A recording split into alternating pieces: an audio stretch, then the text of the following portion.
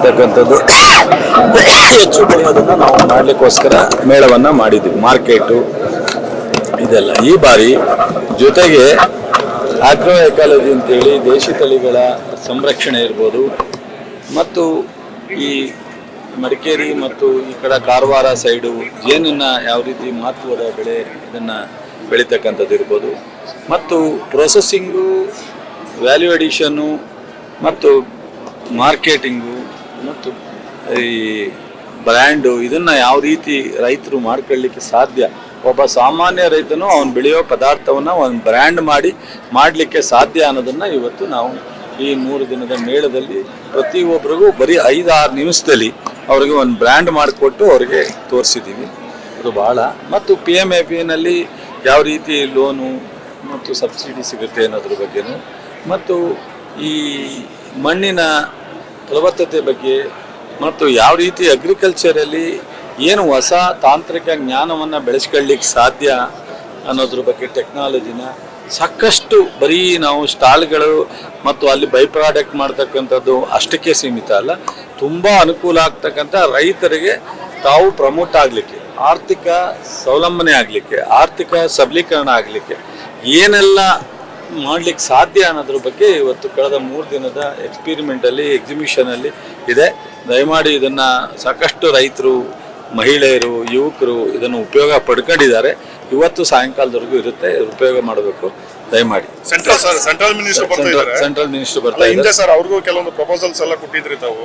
ಎಲ್ಲ ನನ್ನ ಇಲಾಖೆ ಹೊರತು ರಾಜ್ಯಕ್ಕೆ ಕೇಂದ್ರದಿಂದ ಸಾಕಷ್ಟು ಅನ್ಯಾಯ ಆಗ್ತಾ ಇದೆ ಎಲ್ಲ ವಿಚಾರದಲ್ಲಿ. ಆದರೆ ಕೃಷಿ ಇಲಾಖೆ ವಿಚಾರದಲ್ಲಿ ಶಿವರಾಜ್ ಸಿಂಗ್ ಚೌಹಾಣ್ ಅವರು ನಾನು ಏನು ಕೇಳಿದ್ದೀನಿ ಅದನ್ನು ಪಾಸಿಟಿವ್ ಆಗಿ ಮಾಡಿ. ತುಂಬ ಈಗ ಇದು 60% ಜನರ ಬದುಕು ಇರ್ತಕ್ಕಂಥ ಡಿಪೆಂಡ್ ಆಗ್ತಕ್ಕಂಥ ಕೃಷಿ ಇಲಾಖೆ ಸಾಕಷ್ಟು ಇದೆ.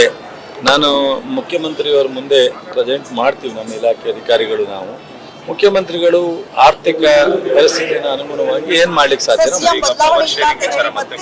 ಆ ವಿಚಾರ ಏನಿದ್ರು ಅಲ್ಲೇ ಬಿಟ್ಟಿದ್ದು. ನನಗೆ ಕೃಷಿ ಇಲಾಖೆ ಮಾತ್ರ ಜವಾಬ್ದಾರಿ. ಅಲ್ಲ ಸರ್, ಈಗ ಸಚಿವರು ಕೂಡ ಹೇಳ್ತಾ ಇದ್ದಾರೆ ಸರ್, ಪರಮೇಶ್ವರ್ ಅವರು ಕೂಡ ಹೇಳ್ತಿದ್ದಾರೆ ಅಂತದ್ದು ಯಾವುದೇ ಒಪ್ಪಂದ ಮಾತುಕತೆ ಆಗಿಲ್ಲ ಅಂತ ಹೇಳ್ತಿದ್ದಾರೆ. ನನಗೆ ಕೃಷಿ ಇಲಾಖೆ ಬಿಟ್ಟು ಬೇರೆ ಯಾವುದು ಗೊತ್ತಿಲ್ಲ.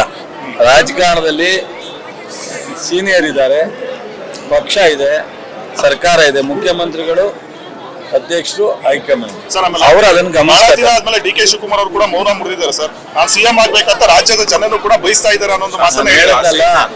ಎಲ್ಲ ಅವರ ಹಂತದಲ್ಲೇ ಡಿಸ್ಕಷನ್, ಅವ್ರ ಹಂತದಲ್ಲೇ ತೀರ್ಮಾನ. ನಾನು ನನ್ನ ಜವಾಬ್ದಾರಿ ಈ ರೈತರಿಗೆ ಏನಾರ ನ್ಯಾಯ ಕೊಡುವಂಥದ್ದು ಅಷ್ಟೇ.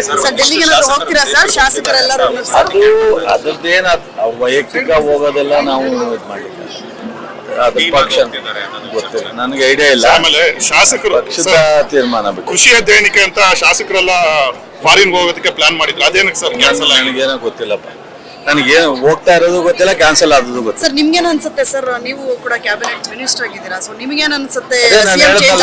ಕೃಷಿ ಇಲಾಖೆ ಬಗ್ಗೆ ಏನಾದ್ರು ಕೇಳಿ ಹೇಳ್ತೀನಿ, ವಾಣಿಜ್ಯ ಮೇಳದ ಬಗ್ಗೆ ಕೇಳಿ ಹೇಳ್ತೀನಿ. Thank you sir.